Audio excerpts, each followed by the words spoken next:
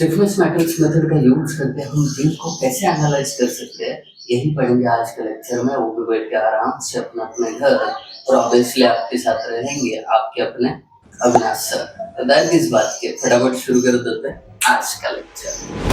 बिल्कुल easy concept रहेगा stiffness matrix method का, आपको समझेगा। इसकी गारंटी मैं आपको देता हूँ, बस एक चीज की गारंटी आपकी तरफ से होनी चाहिए और होगी भी कि अभी तक चैनल को सब्सक्राइब नहीं कर पाए हो तो फटाफट कर लोगे, दोस्तों के साथ शेयर भी कर लोगे। ये दो भरोसे के साथ हम शुरू कर लेते हैं।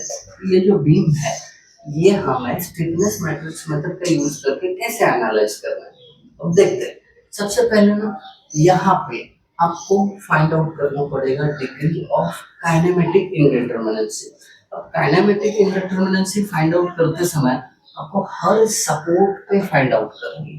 तो मैं कुछ रूल्स बता देता हूँ, दिमाग में पक्के कर दो, बाकी चीजें बहुत आसान है। देखिए, डिग्री ऑफ काइनेमेटिक इंडिटरमिनेंसी डिनोट की जाती है जैसे, सबसे पहली चीज, अगर आपको फिक्स सपोर्ट होता है तो वहां पे डिग्री ऑफ काइनेमेटिक इंडिटरमिनेंसी 0 चाहिए। तो ये साइड में ऐसा हेडर में लिख देना, फिक्स सपोर्ट रहेगा तो डिग्री ऑफ काइनेमेटिक इंडिटरमिनेंसी 0। फिर रोलर या हिंज रहेगा तो डिग्री ऑफ काइनेमेटिक इंडिटरमिनेंसी वहां पे 1 लेना। वहां पे कितने रोटेशंस अलाउड है यही बस हमें चाहिए, ठीक है। ये तीनों में से कोई एक ही सपोर्ट आने वाला है, फिक्स रहेगा तो 0, और रोलर या हिंज रहेगा तो 1। इतना सिंपल है। अब करेंगे क्या, यहाँ पे 0, ठीक है, खत्म। अब रोटेशन बी पे अलाउड है क्योंकि वहां पे क्या है वहां पे रोलर सपोर्ट है, तो यहाँ पे अलाउड है रोटेशन। फिर थीटा सी, मतलब सिंपली डिग्री ऑफ काइनेमेटिक इंडिटरमिनेंसी का मतलब है कि वहां पर रोटेशन अलाउड है कि नहीं, इतना लिखना है। थीटा भी theta C, that's it, got it, perfect. अब जैसे ही डी के मिलेगा तो आपको करना क्या है, रोटेशंस यहाँ पे दे देना। जैसे देखिए, rotation clockwise at B, rotation clockwise at C. अब इसको कोऑर्डिनेट 1 बोलो, इसको कोऑर्डिनेट 2 बोलो। ये प्रोसेस हम यूनिट लोड मेथड से करते आए हैं, तो ये सबका हैबिचुअल हो गया कि जैसे ही आपने कोई कोऑर्डिनेट दिया तो उसको नंबर देते हैं। अब क्या करना है, बहुत बढ़िया। अब करना ये है कि आपको ये जो बीम है विथ एक बार कोऑर्डिनेट 1 ड्रॉ करना है और दूसरी बार विथ कोऑर्डिनेट नंबर 2 के साथ। तो देखिए कैसे करते हैं ड्रॉ इसको हम। Simply as it is beam, उसके नाम, ये सपोर्ट लिखा हुआ एज इट इज बी, यहाँ पे सी। तो अब कोऑर्डिनेट विथ 1 ना, तो देखिए जहां पे बी पे कोऑर्डिनेट है ना वो होना चाहिए क्लॉकवाइज।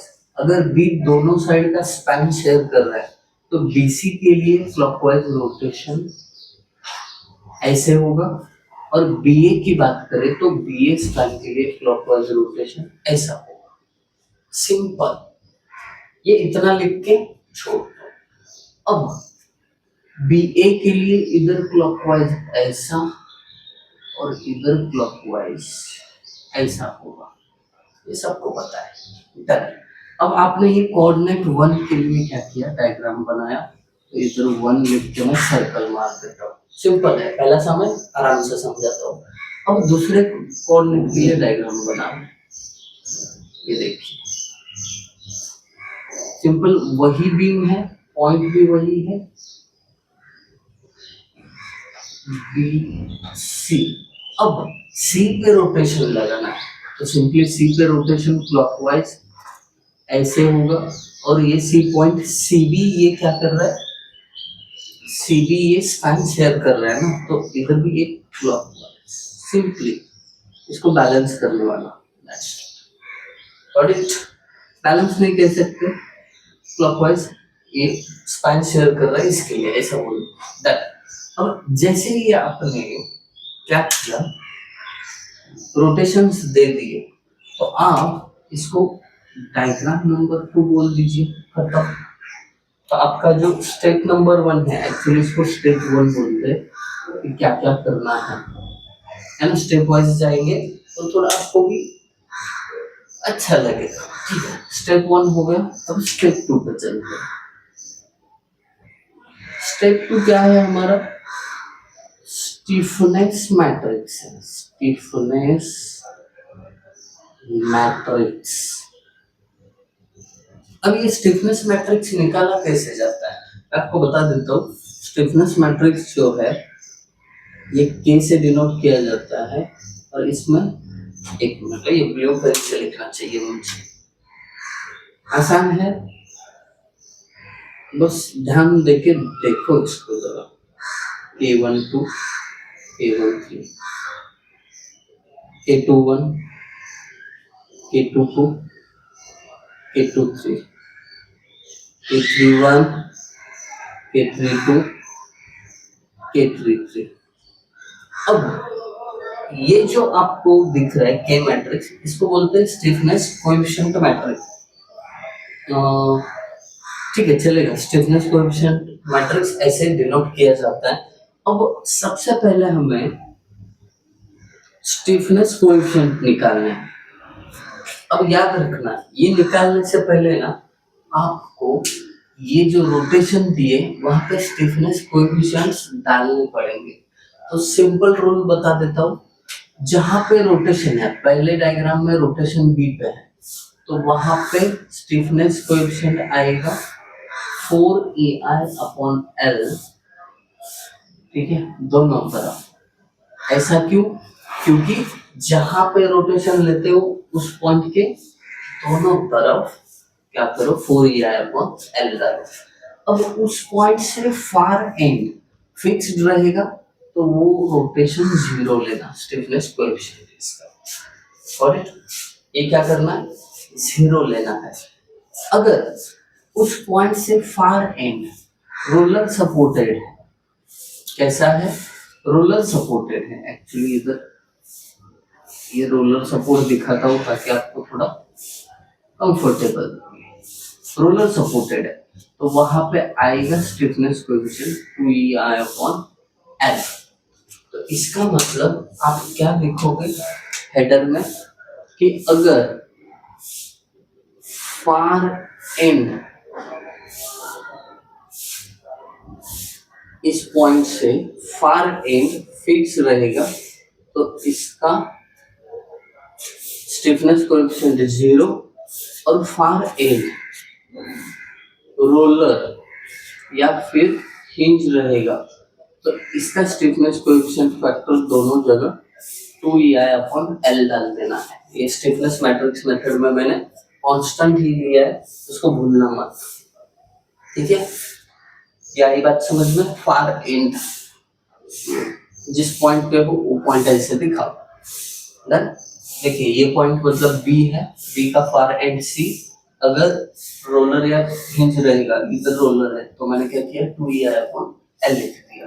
अब ये साइड फिक्स्ड है तो मैंने 0 लिख दिया। देखिए फिक्स्ड है तो 0, दैट्स इट। सेम यहाँ पे भी करो। रोटेशन कहाँ पे अप्लाई किया है, सी पे, तो सी पे रोटेशन है तो सी पे स्टिफनेस कोएफिशिएंट फैक्टर 4EI/L होगा। और सी को फार एंड कौन सा है, बी है। अब बी पे रोलर सपोर्ट है तो रोलर सपोर्ट रहेगा फार एंड पे, तो 2EI/L। इतना सिंपल है। अब एक मन में और डाउट आ सकता है कि सर इधर फिक्स्ड है, इधर रोलर होता तो क्या हो जाता। देखना, फार एंड एक सपोर्ट के बाद चाहे कुछ भी हो जाए वहां पर 0 ही होना है, उसका हमें कोई लेना देना नहीं होता है। जब हम फ्री स्पैन का एक और न्यूमेरिकल सॉल्व करेंगे समझ जाओगे। ठीक है, अब क्या करेंगे, K11 ये सब लिखने के बाद अब K11 के लिए जा सकते हो। ये जानबूझ के मैं यहाँ पे आया, यहाँ पे जरूरत पड़ी तो फिर वापस गया और यहाँ पे लिखा ताकि आपको पता चले कि ये निकालने के लिए बहुत जरूरी है। ठीक है, कोई बात नहीं, आगे बढ़ते हैं। K11 इसको ध्यान से देखिए। इसमें से पहला जो 1 है ये पहले रोटेशन का है। पहले रोटेशन के कारण फर्स्ट पॉइंट पे कितना स्टिफनेस कोएफिशिएंट फैक्टर है। जैसे कि देखिए ए को हम नेमिंग करते हैं पहला पॉइंट, बी को नेमिंग करते हैं दूसरा पॉइंट, सी को तीसरा। यहाँ पे भी सेम, ए पहला पॉइंट है, बी दूसरा पॉइंट है, सी तीसरा पॉइंट। और केवल वन मैंने क्या कहा, पहले रोटेशन के कारण पहले सपोर्ट पे या पहले पॉइंट पे कितना स्टिफनेस कोएफिशिएंट है, तो 0 है, तो ये हो जाएगा डायरेक्टली 0। आई बात समझ में। अब K12 के लिए जाते हैं कॉमा करके। K12 का क्या मतलब है, देखिए पहला मतलब रोटेशन नंबर 1 के कारण पॉइंट नंबर 2 पे कितना स्टिफनेस कोएफिशिएंट है, तो ये देखिए 2 है, दूसरे पॉइंट पे 2 है, 4EI/L प्लस करो 4EI/L। अब सच में एक इंपॉर्टेंट चीज है, आप L क्या पुट करने वाले हो, देखिए ये जो पहला 4EI/L है, ये स्पैन AB के लिए है और इधर का BC के लिए। तो जो ये 4EI/L पहला वाला लिया है, उसमें L की वैल्यू ये वाले आएगी, यानी 4 प्लस, अब BC के लिए जो 4EI है उसका स्पैन देखिए, BC 3 मीटर है। तो ये गलती मत करना कि स्पैन इधर का उधर, उधर का इधर कर दिए तो गड़बड़ हो सकता है। अभी करेंगे क्या, इसको ऐड करेंगे, 4/4 1EI और 2.33 आएगा, ठीक है। देखते हो, एक बार चेक करता हूँ, 4/3, हाँ 2.33 आएगा, 2.33 EI,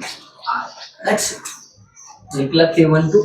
वैसे K13 के लिए जाओ, K13 का मतलब क्या, 1 का मतलब पहला रोटेशन, उसके कारण तीसरे पॉइंट पे कितना स्टिफनेस कोएफिशिएंट है, 2EI/L, 2EI/L। अब ये स्पैन कितना है, 3 का, तो 2/3, ये EI तो कांस्टेंट है, चेक कर लो कितना आता है, 2/3 कर लेते हैं, 2/3 0.67, 0.67 सही है ना, 0.67 EI। Got it. K13 भी निकला, K21 निकालते हैं, K21। अब K21 का मतलब क्या, 2 का मतलब दूसरा रोटेशन, दूसरे रोटेशन का फर्स्ट पॉइंट पे क्या असर है, तो ऑब्वियसली रोटेशन इधर है, फिक्स सपोर्ट पे कोएफिशिएंट फैक्टर 0 होता है, तो ये 0 हो गया। तो चलते हैं हम K22 के लिए। K22 दूसरा रोटेशन का दूसरे पॉइंट पे कितना स्टिफनेस कोएफिशिएंट फैक्टर, 2EI/L, अब L देखिए, दूसरा रोटेशन दूसरे पॉइंट, ये आएगा स्पैन कितना है, 3, तो अगेन ये भी 0.67 EI ही आ जाएगा, परफेक्ट।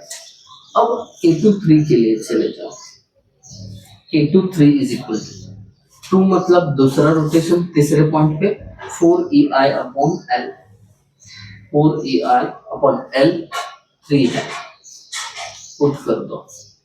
अब L मतलब L पुट करना है, CB स्पैन का 4/3 1.33 EI। अब K23 होने के बाद K31, अब देखिए K31, K32, K33, ये ना 0 आएगा, क्यों, पहला 3 मतलब तीसरा रोटेशन, तो हमें तीसरा रोटेशन कहीं पे भी नहीं हुई है, तो ये सारा 0 हो जाएगा। तो मैट्रिक्स कैसे बनेगा, इसके लिए हमें क्या करना पड़ेगा, इसको थोड़ा सा पार्ट बना देते हैं, मुझे लगता है मैट्रिक्स यहाँ पे बैठ जाएगा, जगह की पहले से ही बहुत कमी है, इधर बिठा लेता हूँ मैट्रिक्स। देखिए K11 0 है, ये तो निकल जाएगा, K21 ये भी 0 है, ये भी निकल जाएगा, K31, K32, K33 ये सब जीरो है, तो 2/2 का मैट्रिक्स यहाँ पे बनेगा। K12 का वैल्यू 2.33 लिख दिया। फिर उसके बाद K13 का वैल्यू 0.67 गॉट इट। फिर उसके बाद EI बाद में लिखेंगे, वो कांस्टेंट ही है, उसका कोई ज्यादा असर नहीं पड़ेगा। K22 0.67, फिर उसके बाद K23 1.33, ठीक है। एंड में इनटू EI लिख देते हैं, सब कुछ चला जाएगा, ठीक है। अब आपको स्टिफनेस मैट्रिक्स मिल गया, तो अब क्या करेंगे, अगला स्टेप सॉल्व करेंगे। स्टेप नंबर 3, आलस मत करिए मेरे दोस्तों, ये हमारे बहुत काम की चीज है। स्टेप नंबर 3, डिप्लोमा अगर किसी ने किया हो तो लोग शायद इस चीज को जानेंगे कि हमने ये किया हुआ है। फिक्स्ड एंड मोमेंट निकाल लेते, पहले इसको, ये जो रफ कार्यक्रम किया था इसको हटा देते। ये हटाने से पहले आप लोगों ने हेडर में इन चीजों को लिखा होगा या इंपॉर्टेंट पॉइंट्स में लिखा होगा, ये उम्मीद रखता हूँ, और फिर आगे बढ़ता हूँ। फिक्स्ड एंड मोमेंट क्या है। अब फिक्स्ड एंड मोमेंट का तरीका क्या है बता देता हूँ। हर एक स्पैन को एक फिक्स बीम की तरह ट्रीट करो, जैसे कि ये देखिए, ए बी स्पैन एक फिक्स बीम, ए बी, और इस पे मोमेंट्स कुछ इस प्रकार लगेंगे, और लोडिंग कंडीशन इसकी क्या है, 60 किलो न्यूटन पर मीटर। तो इसके लिए मोमेंट ए बी और मोमेंट बी ए निकालना रहता है। अब हर टाइम आपको डायग्राम निकालना जरूरी नहीं है, पहली बार है तो समझाने के लिए ड्रॉप कर रहा हूँ। स्पैन इसका 4 मीटर। तो अब देखिए फिक्स्ड एंड मोमेंट कैसे निकाला जाता है। एम ए बी मतलब ये एंटी क्लॉकवाइज जो है ना, माइनस फॉर्मूला आता है इसका WL²/12। फिक्स्ड एंड मोमेंट का फॉर्मूला यही है। आप लोग गलती से यहाँ पे WL²/8 लिखोगे ना, जब हमने ऐसा सिंपली सपोर्टेड बीम अज्यूम करके किए थे ना, free span bending moment, span moment निकालते थे इससे पहले चैप्टर्स में, तो वो मत मिक्स करना इसमें। फिक्स्ड एंड मोमेंट का फॉर्मूला अलग आएगा। तो एक टेबल ही बना दीजिए, मैं ना शॉर्टकट में बता देता हूँ, आप हेडर में या फिर इंपॉर्टेंट नोट्स में ऐसा टेबल बनाओ, बीम और उसका फिक्स्ड एंड मोमेंट। देखिए अगर पूरा यूडीएल है तो WL²/12। अगर इस पे सेंट्रल पॉइंट लोड है, ऐसे दिखाने पड़ेंगे सपोर्ट, रफली बता रहा हूँ, आप समझ गए होंगे क्या करना है। ये W है, ये W kilo newton per metre है, तो इधर आता है WL/8, पहले 4 था सिंपली सपोर्टेड में, और अगर इसेंट्रिक रहेगा ए बी, ऐसे मोमेंट्स भी दिखाओ, M A B M B A, ठीक है। तो ये जो इसेंट्रिक लोडिंग है, ये अगर एम ए बी है, ए एम बी ए है, तो इसमें एम ए बी जो होता है, ध्यान से देखना, ये एंटी क्लॉकवाइज है तो माइनस WAB²/L² होता है, और एम बी ए क्या होता है, ये पॉजिटिव होगा क्लॉकवाइज है तो WBA²/L², ऐसे होगा। तो ये फॉर्मूले आप एक अच्छी तरीके से टेबल में बिठा देना आपकी तरह से। अब सारा कुछ कॉपी पेस्ट करोगे तो गंदी आदत है, आप लोग खुद से जानते हो टेबल अच्छे से कैसे बनाना। एक रफ आइडिया बता दिया, ये रफ इसलिए बता दिया कि टाइम ना चला जाए हमारा, ठीक है। ये हो गया, फिलहाल थोड़े टाइम के लिए रखता हूँ, यहाँ पे यूज करेंगे। देखिए WL²/MAB का वैल्यू है WL²/12, तो ये माइनस W60 है, L का वैल्यू 4 है, इसका स्क्वायर डिवाइडेड बाय 12। देखते हैं आंसर कितना आता है। चलिए माइनस 60 इंटू 4 का स्क्वायर डिवाइडेड बाय 12 माइनस 80 चाहिए, माइनस 80 किलो न्यूटन मीटर। ये एम ए बी होगा। एम बी ए कैसे निकलेगा, इधर से इधर, ये भी W L square by 12, but clockwise होने के कारण खाली प्लस है। डब्ल्यू 60 एल 4 इसका स्क्वायर डिवाइडेड बाई 12, फॉर्मूला वही है, वैल्यू वही है, आंसर भी वही आएगा, बस प्लस में, दैट्स इट, इतना ही। क्लियर। अब दूसरा स्क्वायर बी सी, उसके लिए भी ऐसे आप पेपर में दिखाने की जरूरत नहीं है, अज्यूम करो डायरेक्ट। बी सी क्या है, फिक्स सपोर्टेड है, अब उस पे सेंट्रल पॉइंट लोड है, तो एम बी सी क्या होगा, डायरेक्टली लिख रहा हूं मैं, एम बी सी इधर से एंटी क्लॉकवाइज होता है, इसके लिए माइनस कितना, डब्ल्यू एल बाय 8। ये देखिए सेंट्रल पॉइंट लोड रहेगा, माइनस क्यों, क्योंकि इधर से एंटी क्लॉकवाइज होता है, इधर से क्लॉकवाइज होता है। ये फ्री बॉडी डायग्राम अगर ड्रॉ करोगे तो समझ जाओगे। अब देखिए W कितना है, 100 इंटू L कितना है इसका, 3 डिवाइडेड बाय 8, 300 डिवाइडेड बाय 8 कितना आता है, हमसे चेक करते हैं पहले। माइनस 300 डिवाइडेड बाय 8 ये आता है 37.5, minus 37.5 kilo newton metre. Same जैसे बीसी निकला वैसे सीबी भी निकलेगा। Moment CB is equal to, formula वही बस प्लस के साथ, क्योंकि अभी इधर से क्लॉकवाइज रहेगा ना मोमेंट, इसके लिए दोस्त परेशान ना हो। W कितना है 100, L कितना है 3 डिवाइडेड बाय 8, वैल्यूज वही 37.5 kilo newton metre. Correct, perfect, fixed end moment आपने निकाल दिया, आपका काम यहाँ पे तमाम हो गया। अब जैसे ये काम होगा तो आपको क्या करना है, रुकना बिल्कुल नहीं, अगले स्टेप पे चले जाना है, स्टेप नंबर 4। यहाँ पे आप फाइंड आउट करोगे मैट्रिक्स P। अब इसमें ना डिजाइन स्टेप्स भी समझा रहा हूँ कि हर स्टेप में करना चाहिए, इसके लिए थोड़ा समय लग रहा है, सो डोंट वरी, समय की चीज का फिलहाल तो ना करो, अच्छी चीज में इन्वेस्ट कर रहे हो कुछ समझने के लिए,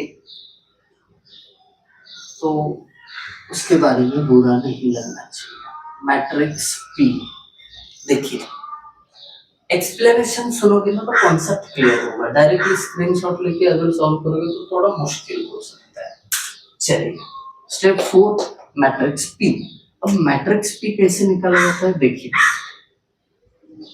दो अगर रोटेशन है तो इसमें दो ही एलिमेंट आएंगे, P1 P2। अगर तीसरा रोटेशन होता तो इसके नीचे P3 लिखता। देखिए P1 का मतलब क्या है बता देता हूं। P1 का मतलब है total fixed and movement at coordinate 1। इसका मतलब क्या हुआ कि जो आपका कोऑर्डिनेट 1 है वहां पे टोटल फिक्स्ड एंड मूवमेंट कितनी है, और सिमिलरली P2 का भी मतलब वही होगा, total fixed and movement at the rate coordinate 2। ये कैसे निकालते हैं देखिए, समझा देता हूं। पहले कोऑर्डिनेट की बात करते हैं, पहला कोऑर्डिनेट बी पे है। अब बी पे टोटल फिक्स्ड एंड मूवमेंट मतलब क्या, बी पे दो स्पैन है, एक बीए है और एक बीसी है, तो सिंपली आपको movement at BA plus movement at BC, ये फिक्स्ड एंड मूवमेंट जो निकाले थे उनकी एडिशन। सही बात समझ। अब P2 मतलब C पे कोऑर्डिनेट है, C पे तो ये साइड कुछ नहीं है, ये साइड खाली एक मेंबर है CB, तो मूवमेंट एट CB ये फिक्स्ड एंड मूवमेंट। सही बात समझ में, ठीक है, इसको ना इज इक्वल टू करके इधर ही निपटा देते हैं। देखिए MBA कितना है, MBA प्लस 80 है, as it is with sign लिखो। फिर MBC कितना है, ये -37.5 है, एक्चुअली ये प्लस रहता है, बट प्लस इंटू ये साइड माइनस, तो माइनस हो जाएगा 37.5। और MCB कितना है, CB ये है 37.5। तो कुल मिला के हमें जो मैट्रिक्स P है कितना मिलेगा, थोड़ा कैलकुलेशन तो करना ही पड़ेगा, कर लेते हैं। 42.5 आना चाहिए, देखते हैं। 80 माइनस 37.5, 42.5 परफेक्ट। 42.5 ये प्लस में आया है। याद रखना, जैसा इसका आंसर आएगा वैसा ही लिख देना, 37.5। और मैट्रिक्स P मिल गया। जैसे ही मैट्रिक्स P मिलता है दोस्तों, कंटाला बिल्कुल भी ना करो। आगे आने वाला फ्यूचर अगर सिक्योर करना है, अभी मेहनत लेना पड़ेगा, उसमें कोई ऑप्शन है ही नहीं। अभी मेहनत ले रहे हैं ना, सॉल्व कर रहे हैं, तो आपको भी बने रहना है। डोंट वरी, ये समझेगा आपको, इसकी गारंटी तो मैंने पहले से ही दे चुका हूँ। तो थोड़ा धैर्य रखिए, साथ में चलिए। स्टेप नंबर 5, इसमें करना क्या है, आपको सिंपल चीज करनी है। आपको मैट्रिक्स के साथ मल्टीप्लाई करना है थीटा, और ये इक्वल करना है P का ट्रांसपोज या इनवर्स बोल सकते हैं, जिसमें इनवर्स मतलब क्या है ये समझा देता हूँ। शायद इनवर्स नहीं बोलते होंगे, बट क्या करना है ये तो बता सकता हूँ, मैं बता दूंगा। के का वैल्यू देखिए 2.33, 0.67, 0.67, 1.33। के का तो हो गया। अब ये थीटा मैट्रिक्स में क्या लिखना है, तो आपने थीटा बी और थीटा सी लिखा है, ये वर्टिकली लिख दो। ये तो theta B theta C, rotation at theta B, rotation at C. अब ये लिखते समय उल्टा साइन देना, उधर प्लस है तो इधर माइनस। 42.5 उधर प्लस है तो इधर माइनस, दैट्स इट, बाकी और कुछ नहीं। अब ये मैट्रिक्स जो लिखा है इसे मिलेंगे इक्वेशंस, कैसे, ध्यान दो। 2.33 इंटू पहला element theta B plus 0.67 into दूसरा element theta C is equal to minus 42.5, equation number 1। अब दूसरा कैसे बनेगा, आप समझदार हो, समझ गए होंगे, लिख लेते हैं।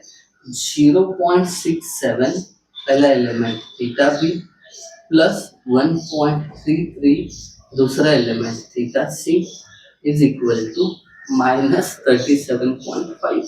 है बहुत इजी, बट समय थोड़ा ज्यादा लग रहा है, बट ये समझा रहा हूँ इसके लिए समय लग रहा है। अदरवाइज आप लोग बहुत आराम से फटाफट सॉल्व कर सकते हो, स्पीड बढ़ सकता है।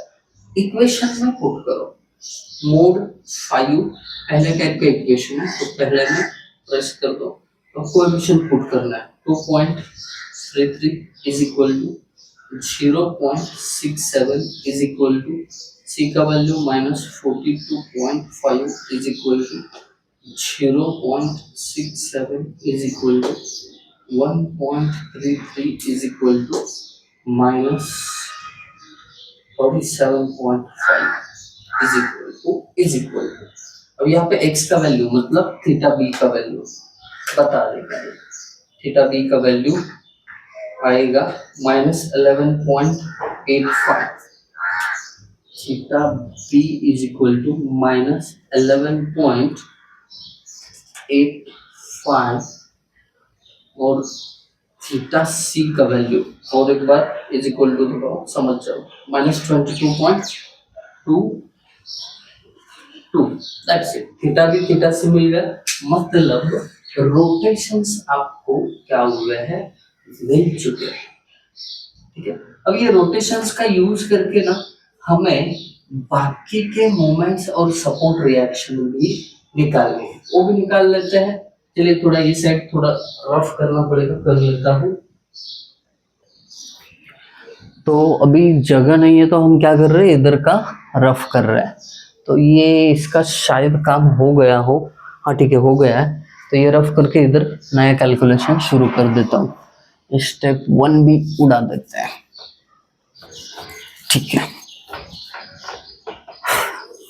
आपका सपोर्ट बढ़े, एक बार हम एक स्पेसिफिक ऊंचाई पे पहुंच जाए तो डिजिटल बोर्ड लेंगे और ये मसला करना ही नहीं पड़ेगा।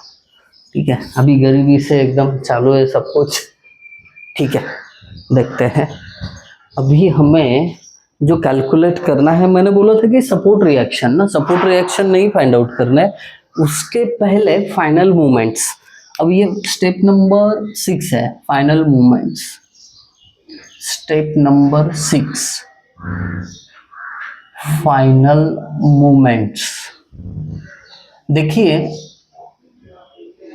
ये जो आपने पहले मूवमेंट्स निकाले थे ना, तब आपको ये रोटेशन एट बी और सी पता नहीं था, थीटा बी थीटा सी कितना है ये पता नहीं था आपको। अब ये पता चल गया है, थीटा बी थीटा सी। तो इनको कंसिडर करके ये जो मूवमेंट्स हैं ये फाइनली एक बार निकालेंगे। तो वो कैसे निकालते हैं ध्यान से देखिए। पहला हम एम ए बी निकालते हैं, मूवमेंट एट ए से लेके बी तक, मतलब मूवमेंट एट ए होता है वो, ए बी। देखिए simple, movement at A B जो आपको फिक्स्ड मूवमेंट आया था वो प्लस 2EI अपॉन एल, ये कांस्टेंट है, इसके साथ मल्टीप्लाई करो 2 टाइम्स ऑफ पहला जो लेटर है उसका रोटेशन थीटा ए, प्लस दूसरा rotation single time, that's it, formula बन गया। याद रखिए क्या किया मैंने, एम ए बी निकालना है तो उसका फिक्स्ड एंड मूवमेंट लिखा, प्लस 2EI अपॉन एल, ये उसका कांस्टेंट है, इनटू अब यहाँ पे पहले डिजिट का 2 टाइम्स थीटा प्लस दूसरे डिजिट का थीटा, दैट्स इट। अभी वैल्यू पुट करते हैं।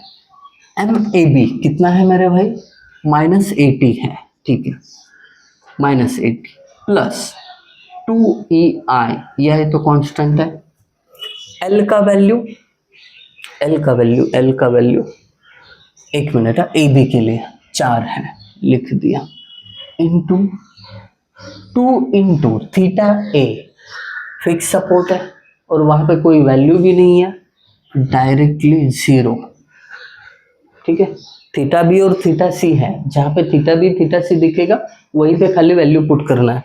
थीटा ए का तो वैल्यू भी नहीं है, फिक्स सपोर्ट है, 0 कर दो, खत्म, plus theta B -11.85 E I.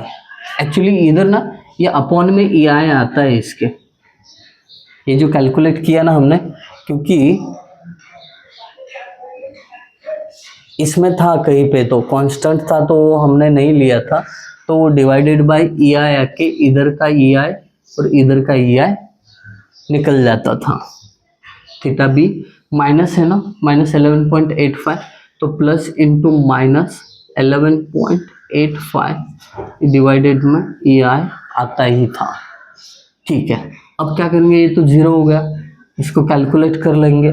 M A B इधर ही लिख लेता हूँ, जगह बहुत कम है, -80 shift 93 is equal to AC, -80 ये प्लस 2/4 इंटू ब्रैकेट में ही लिखना, ये तो 0 है, चाहिए तो 0 माइनस 11.85, इसका आंसर बन जाता है 85.93, -85.93 यूनिट किलो न्यूटन मीटर। ये ई आई को कट हो जाता है, तो अभी हम क्या करते हैं, ई आई पुट नहीं करेंगे तो चलेगा, कांस्टेंट रहेगा तो ज़्यादा टेंशन नहीं रहता है। फिर ए बी हो गया, बी ए असल में ये पहले डिजिट का ही मूवमेंट रहता है, याद रखना। एम बी ए कैसे फॉर्मूला बनेगा, देखो, एम बी ए पे fixed and movement plus 2EI upon L into bracket में पहले डिजिट का 2 टाइम्स थीटा प्लस दूसरे डिजिट का खाली theta.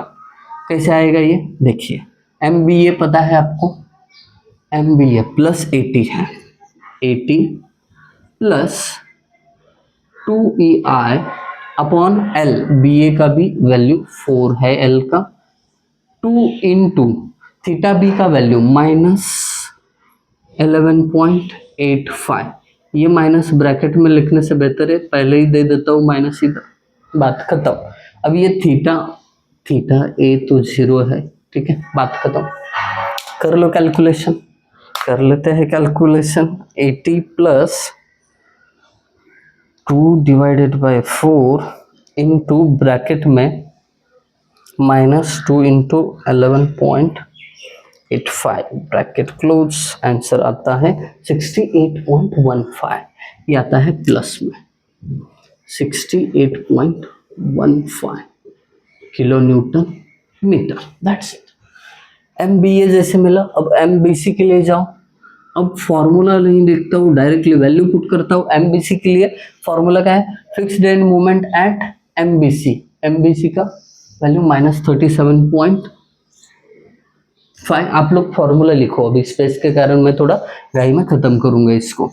MBC plus 2EI upon L, MBC का वैल्यू स्पैन का 3 इंटू ब्रैकेट में, अब देखिए पहले का 2 टाइम्स थीटा मतलब 2 theta B, 2 into theta B का वैल्यू माइनस 11 है तो माइनस पहले लिखता हूँ 11.85, और एक 2 थीटा बी हो गया प्लस थीटा सी, दूसरे का थीटा सी, थीटा सी प्लस है but plus into minus, minus 22.22। That's it. ये इसके नीचे EI रहेगा, वो EI को कट कर देगा, ये कॉमन लिखता हूँ EI, ठीक है। अब therefore MBC is equal to, calculation आप फॉर्मूला लिखो वरना गड़बड़ हो जाएगी, मैं तो डायरेक्टली कर रहा हूँ।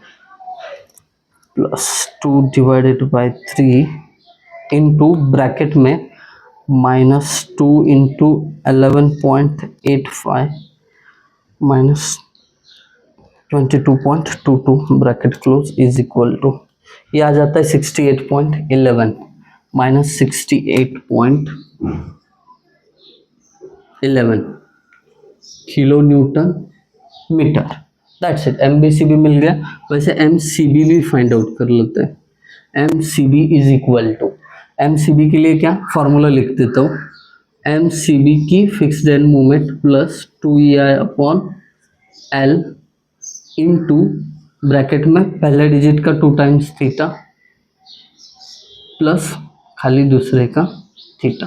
और एक MCB कितना है देखो फटाफट, 37.5 प्लस में है, प्लस अभी थोड़ा स्पीडी सॉल्व करूंगा। ये CB का स्पैन 3 है, 2 इंटू थीटा सी, माइनस है तो माइनस पहले साइन लिखता हूँ 22.22 प्लस थीटा बी, अब प्लस इंटू माइनस माइनस होगा तो minus 11.85 bracket close. Calculation, calculation मैं जानता हूँ आप लोगों की पेशेंस की दाद देनी पड़ेगी क्योंकि इतना आसान नहीं है 30-40 मिनट्स लगातार एक वीडियो को देखते रहना। Minus 2 into 22.22 minus 11.85। अब ये घाई में कहीं कैलकुलेशन गलत ना हो जाए, आप लोग कैलकुलेशन पे थोड़ा वॉच रखना। 0.02 मतलब नेग्लिजिबल आ रहा है, 0.02 ना के बराबर, in nearly equal to 0 kilo newton metre. ऐसा क्यों? CB पे 0 क्यों? देखिए एंड पे अगर सिंपल सपोर्ट या रोलर सपोर्ट होता है ना तो एंड पे कोई भी मूवमेंट नहीं होती। आई बात समझ में? तो कुछ इस तरीके से हमने क्या किए, important final movements find out किए। और कहाँ पे है? इधर 1 2 3 और ये एंड वाला 0। Got it? अब जैसे ही ये फाइनल मूवमेंट्स मिलता है ना, इसका यूज करके आप इस बीम का बेंडिंग मोमेंट डायग्राम ड्रॉ कर सकते हो। आई बात समझ में? अब SFD अगर ड्रॉ करना है तो उसके लिए सपोर्ट रिएक्शन निकालने पड़ते हैं। अब ये सपोर्ट रिएक्शन कैसे निकालने हैं तो ये बता देता हूँ मैं आपको। बेंडिंग मोमेंट डायग्राम जो है बाद में करेंगे ड्रॉ, फिलहाल पहले सपोर्ट रिएक्शन कैसे निकालना है ये बता देता हूँ। अभी पहला सम है तो पूरा बता रहा हूँ, बाद में आप लोग ये खुद से भी कर सकते हो। तो एक लास्ट स्टेप है, धैर्य रखिए जैसा अभी तक रखा है, हो जाएगा अपना काम। अब सपोर्ट रिएक्शन निकालना बड़ा आसान है। सबसे पहले लिखो, स्टेप नंबर 7 है शायद हमारा वो, स्टेप 7 सपोर्ट रिएक्शन को निकालना। सपोर्ट रिएक्शंस, सपोर्ट रिएक्शंस कैसे निकाले जाए दोस्तों? सबसे पहले ए बी पी सी इस स्पैन को ड्रॉ करना है, ठीक है? हाँ नहीं, इसके जो सपोर्ट है सेम वैसे ही दे देना। फिक्स सपोर्ट, यहाँ पे क्या है, रोलर सपोर्ट। ये हो गया आपका ए बी। अब इधर देखिए दोनों तरफ रोलर सपोर्ट है, एज इट इज ड्रॉ किया B C, got it, perfect. अब loading as it is 60 kilo newton per metre पूरे 4 मीटर के स्पैन पे, और यहाँ पे एक सेंट्रल पॉइंट लोड है 100 किलो न्यूटन। सेंट्रल है तो इधर 1.5 इधर 1.5। Span as it is draw किया, जैसे उनके सपोर्ट थे, जैसे उनके लोड थे, सब कुछ एज इट इज दिया है। अब आपको करना क्या है, ये जो फाइनल मूवमेंट्स है ना वो इनमें ऐड कर देना है। कैसे? एकदम आराम से। एम ए बी मतलब ए पे मूवमेंट कैसा है, माइनस है। माइनस है इसका मतलब यहाँ पे मूवमेंट ये एंटी क्लॉकवाइज आएगा। कितना है? 85.93 kilo newton metre. That's it. अब बी ए यानी बीपी मूवमेंट 68.15, ये है प्लस, इसके लिए आएगी clockwise 68.15 kilo newton metre. Perfect. अभी बी पे मूवमेंट कैसा है, बी सी 68.11। देखिए एम बी सी और बी ए दोनों नियरली इक्वली रहने चाहिए, क्योंकि बी पॉइंट सेम है, दोनों तरफ एक ही पॉइंट है, तो उसी पॉइंट पे सेम ही आने चाहिए मूवमेंट। 68.15 68.11। अब ये खाली निगेटिव है, एम बी सी निगेटिव है तो ये जाएगा एंटी क्लॉकवाइज 68.11। Got it. अब ये दोनों में से आपने इधर 68.15 लिखा ना तो भी चलेगा, नियरली इक्वल ही है। उसके बाद लास्ट वाला सी पे मूवमेंट 0 है, M C B, C B ये मूवमेंट कितना है, 0 है, तो नहीं लिखा तो भी चलेगा ना, काय को इतना टेंशन ले रहे। अब देखो इस फिक्स सपोर्ट पे एक मूवमेंट है वो नोन है, वैसे ही फिक्स सपोर्ट पे एक वर्टिकल रिएक्शन आता है जिसको हम आर ए बोलते हैं, एक हॉरिजॉन्टल रिएक्शन आता है जिसको एच ए बोलते हैं। ओके, इसको वी ए बोल देते हैं। अगर हॉरिजॉन्टल कोई लोडिंग नहीं है तो एच ए 0 होना है, तो इसको हटा देता हूँ, बचा क्या, वी ए। और इसमें रोलर सपोर्ट पे एक वर्टिकल रिएक्शन होता है जिसको वी बी बोल देता है। सेम यहाँ पे खाली एक वर्टिकल रिएक्शन होता है वी बी, और यहाँ पे एक वर्टिकल रिएक्शन होता है वी सी। That's it. अब क्या करेंगे, हम इन दोनों पे कुछ इक्वेशंस यूज करेंगे और आपको सपोर्ट रिएक्शन मिलेंगे। जैसे कि ए पे summation of movement at A is equal to 0, ये यूज करने वाला है। एक बार चेक कर लेते हैं वीडियो चालू है कि नहीं, क्योंकि सपोर्ट, हाँ ठीक है, कभी कभी ज़्यादा टाइम होगा ना तो फिर बंद पड़ जाता है बीच में, इसके लिए। हाँ माइक भी चालू है। Summation of movement at A is equal to 0। अब देखिए ए पे मूवमेंट लेनी है, ऑलरेडी एक मूवमेंट है जो एंटी क्लॉकवाइज है, तो माइनस होगी 85.93। अब ये वी ए रिएक्शन उसी पॉइंट से पास हो रहा है, तो इसके कारण होने वाली कोई भी मूवमेंट नहीं आएगी। आगे बढ़ते हैं। 60 kilo newton per metre. UDL इस पॉइंट को क्लॉकवाइज घुमाएगा, इसके लिए प्लस। यूडीएल का intensity in point load 60 into 4 act होगा बीच में, तो परपेंडिकुलर डिस्टेंस होगा 2 यानी 4 डिवाइडेड बाई 2। फिर हम बात करते हैं इस मूवमेंट की, ये क्लॉकवाइज है तो प्लस होगी 68.15।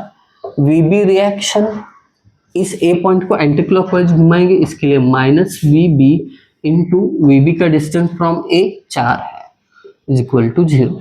इसको सॉल्व करेंगे तो वीबी मिल जाएगा। चलिए -85.93 प्लस एक ही सॉल्व करके बताता हूँ, ये वाला आप लोग कर लेना।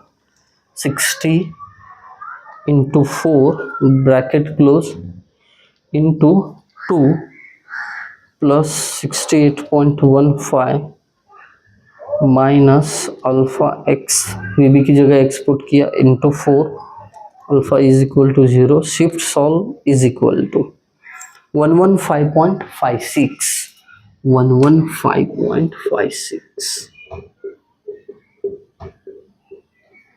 That's it kilo newton. ये प्लस में आया, इसका मतलब जो एरो दिया है सेम है।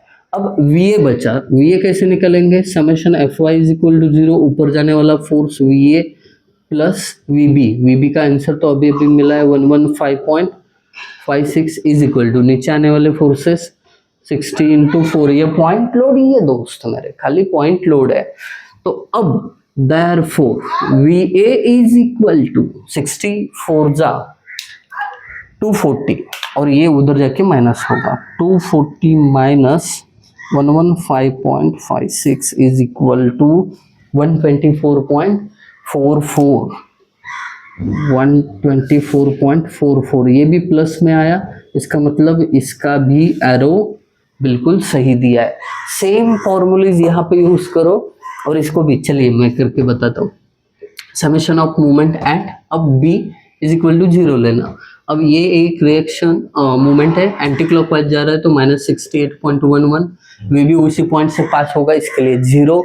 फिर ये 100 इस पॉइंट को क्लॉकवाइज घुमाएगा, इसके लिए 100 इंटू परपेंडिकुलर डिस्टेंस 1.5, वी भी उल्टा घुमाएगा VC into 3 is equal to 0। Calculate कर लेते हैं using calci. -68.11 plus 100 into 1.5 minus VC की जगह x into 3 alpha is equal to 0। Shift solve is equal to 27.29 27.29। ये माइनस में आया क्या रे? एक minute, answer is equal to, ये प्लस में आया 27.29। therefore VC is equal to 27.29 kilo newton. That's it, दिया हुआ एरो सही है। समेशन FY इज इक्वल टू 0, ऊपर जाने वाला VB बराबर VB प्लस ये ऊपर जाने वाला 27.29 इज इक्वल टू नीचे आने वाला 100। इससे हमें मिलेगा VB, पता कर लेते हैं कितना है। 100 माइनस 27.29, ये आ जाता है 72.71 किलो न्यूटन। दैट्स इट, ये बन गया आपका, ये बन गया सपोर्ट रिएक्शन का पूरा कैलकुलेशन। अब इसके लिए SFD और BMD ड्रॉ करना है। मैं BMD ड्रॉ करके बता देता हूँ। ये बीम है ना, एज इट इज ड्रॉ करना रहता है। लोडिंग एंड में, अगर यहाँ पे आपने पहले में जगह नहीं छोड़ी है तो एंड में कर लेना इसको। ये 60 किलो न्यूटन पर मीटर है, ये 100 है। अब करना क्या है, सिंपली इस बीम लाइंस को, पॉइंट्स को नीचे खींचो, ABC बीम लाइन बनाओ। अब ए पे मोमेंट क्या था, फाइनल मोमेंट MAB मतलब ए पे 85.93, भले ही ये माइनस है, ऊपर की तरफ मार्क करो इसको 85.93। बी पे कितना था रे? बी पे एक माइनस एक प्लस था, तो 68.15 ऊपर की तरफ ही करो मार्क, 68.15 और सी पे 0 था एंड में, तो सिंपली ये पॉइंट्स को ज्वाइन करो, ये बन जाएगा आपका BMD, दैट्स इट। और SFD ड्रॉ करने के लिए क्या करना पड़ता है, और एक लाइन ड्रॉ करो। अब ए पे एक ही रिएक्शन है, कितना है, VAA 124.44, ऊपर की तरफ जाओ, फिर ऐसा हॉरिजॉन्टली जाके SFD ड्रॉ करना आपको पता है, पहले भी हम सीख चुके हैं, इससे पहले वाले वीडियो देखिए, बहुत समय हो गया, मैं आपको यहाँ पे वीडियो एंड कर देता हूँ। आई होप आप सभी को ये समझ में आया होगा, अगर समझ में आए तो ज़रूर कमेंट करना, बहुत मेहनत लगती है वीडियो बनाने में, सपोर्ट करते रहिए। Thank you guys for watching video, thank you so much.